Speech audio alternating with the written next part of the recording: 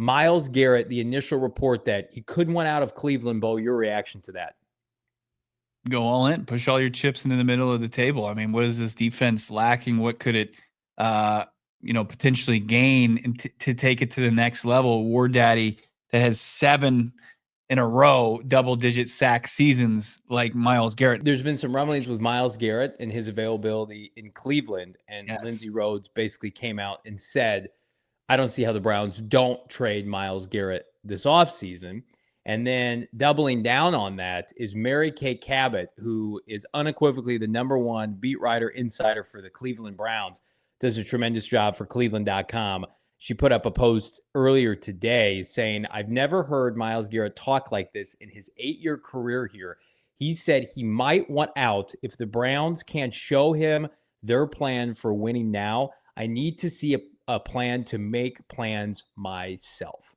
So, again, we have long teased that the Arizona Cardinals made a plethora of phone calls during the trade deadline and went big game hunting. I'm not going to say here if they called on Myles Garrett or not. But the availability of Myles Garrett this offseason unequivocally would pique Monty Ossenfort's interest. Myles Garrett is one of, if not the best defensive player in the NFL. So it would undoubtedly cost you multiple first-round picks. Now, he is 28 years old, but for a team that needs to set themselves up for the future, trying to get out of the Deshaun Watson contract. We've talked about Micah Parsons. Myles Garrett, the initial report that he couldn't want out of Cleveland. Bo, your reaction to that? Go all in, push all your chips into the middle of the table. I mean, what is this defense lacking? What could it, potentially gain to take it to the next level? War Daddy that has 7 in a row double-digit sack seasons like Myles Garrett. Now, I know he's going to be 30 years old.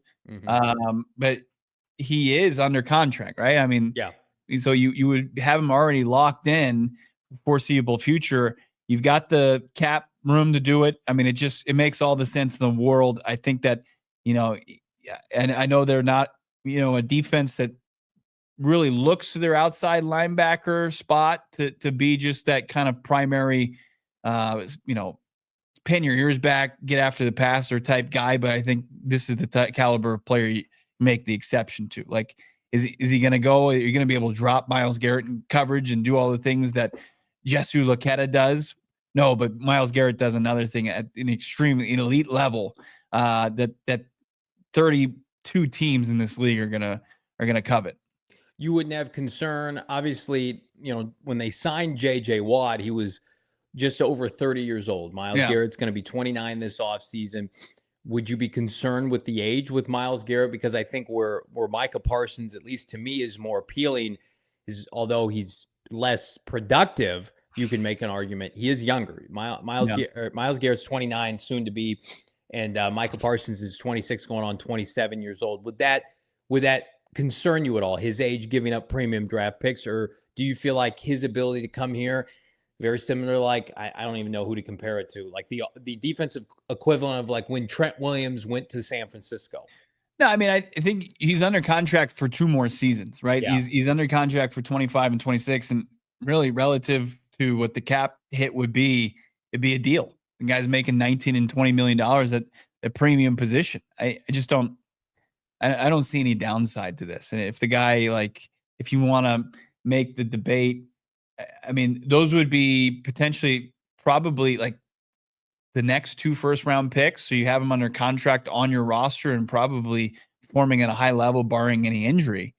That seems like it's worth the draft capital investment sent to Cleveland. Mm-hmm. And Cleveland's going to be looking to revamp their roster with the unbelievably atrocious Deshaun Watson contract that they have no wiggle room on because every single dime is guaranteed. So they're not only going to look to maybe get the quarterback position figured out in the draft and then help that quarterback, with the rest of its roster building with being, your hands tied, cuffed because of Watson's horrible, horrible deal. That's what Rhodes said. She went on 92.3 The Fan, said the Browns have to trade Myles Garrett. They're in such deep financial hole because of Deshaun and have so many needs. And I just, at what point are the Browns going to win with Myles Garrett under contract? Like, it just doesn't seem feasible, right? Like, Myles Garrett watched Deshaun Watson play football, knows he can't play, knows that they're stuck with him, knows that there's no immediate solution. Like, the easiest thing for Browns fans is, well, let's take our first round pick. Let's take the Cardinals' first round pick. Let's take other picks and either let's package them to go up for a quarterback or let's start to rebuild this roster, strip it down. Nick Chubb just got hurt again. I mean, his career is being derailed by injuries. They don't have a lot of young talent anymore. That team was ready to win when they traded for Deshaun Watson, and he failed them, and they failed themselves. They played themselves with that deal. And so now, like, chicken's got to come home to roost. Like, they're the anti-Cardinals, where the Cardinals, they were in a position to win now and are trending up with young players, and they could say, we can, quote unquote, splurge on a running back and a safety because we feel like we've got these other positions, sans edge rusher, taken care of. So they can give Budda Baker, $19 million a season, whatever it is. They can pay James Conner what he owes. Whereas Cleveland, it's like they have to trade him because he's one of the last assets that they can move for spare parts. I mean, we're all gonna, just like all the other fan bases are gonna be looking at Micah Parsons and Max Crosby, who I know is done for the season, but he's 27. He's under controllable contract for the Raiders, and they're going to have a top draft pick, and they're going to want to help out whatever quarterback they select, probably Shedeur, right? Then, Micah Parsons is already talking extension, and that seems like it's probably closer to reality than them dealing him. I mean, the Browns are just so backed into a corner, financially, cap-wise, that, and the age of Myles Garrett makes him expendable. Why not, trade those chips to return some draft capital? Because, like, what is Garrett really going to do? You're going to waste his time, the rest of his prime, and you're probably not, like, after his contract's done, you're not going to have much, left in the tank as far as the player goes. So why not try to, use your best asset to create more to rebuild this thing? It's like the Mike Trout, right? You want to have a Mike Trout effect where you have a great player and you suck and you're irrelevant and no one cares about your brand, or you want to try to, I mean, like, you fumbled this Deshaun Watson situation so badly that the only thing that can really save you is the one golden goose that you have to sell it off and you have to get picks. Like, I think if Myles Garrett, ask you this, what would you prefer? You give up multiple ones. You're one this year and probably, who knows, next year. And who knows if that's the asking price come this offseason. Or do you go out and sign a guy like Reddick and then use your own draft capital to get a youngster in? Well, Gannonite 199 super chat in the chat just brought it up. Do you think we get Reddick in addition to Myles Garrett?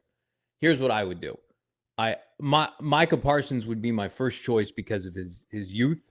And his athleticism, I think, you're going to get, I think, Chandler Jones-esque kind of seasons from Micah Parsons. I would be concerned about Myles Garrett age. Now, I wouldn't poo-poo it. The Cardinals have a lot of ties to the Cleveland Browns. Clearly, their offensive coordinator is from there. Jonathan Gannon originally grew up in Cleveland.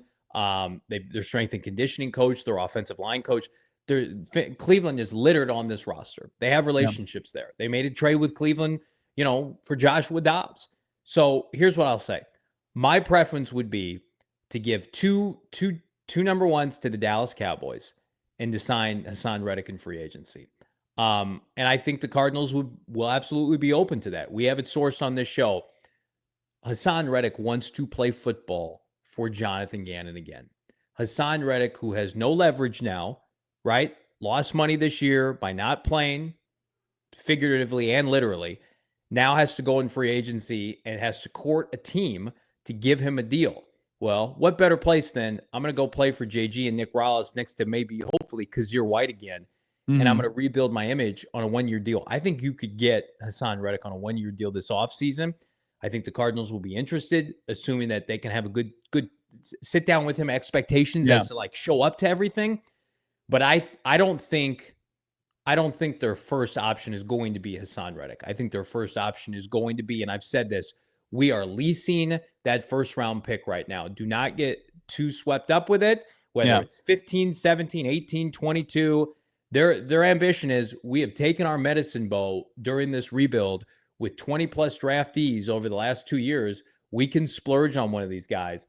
But it takes two to tango. Jerry Jones could get stubborn. The Browns are a dumpster fire. Who knows with the Raiders, right? With Max Crosby but even with the Cowboys, if they were to rebuild or retool or whatever, it's going to be another quiet offseason in Dallas, just based on a lot of their cap space is already invested in Dak and CeeDee Lamb. But like, even if they had to retool and have another down season, if they re-sign and extend Micah Parsons, his age is such to, like, on the other side of losing, he's still worthy. He's going to be really good on the other side of that. Mm-hmm. He's still the age. It doesn't make sense to flip him to where, like, Cleveland is staring down, really kind of tearing things down, and Myles Garrett is at the age to where it's like, okay, do you just have a mutual parting of ways where you try to maximize what you can get in return, and you know he's still a player that is of value. I want to highlight this Ymir Smith, his second chat here. Why would he want to play for the Cardinals? It's an ascending team. He just played multiple years in Cleveland. I mean, Arizona it looks unbelievable right now to what's Ymir, been going on. Have you been to Cleveland? Yeah, what he's endured for so long. I mean, that's not even. I just want to highlight how just absurd that question is. And the Cardinals are a team on the rise. I mean, they're going to be knocking on the door of a postseason where it's like, hey, do you want to come and sit here and babysit, a brand new quarterback and not that talented of a quarterback class? And maybe he hits, and maybe it's the right move for the organization. It's really the only move for this organization outside of, like, trying to get, some veteran quarterback to have lightning in the bottle. But that's very unlikely.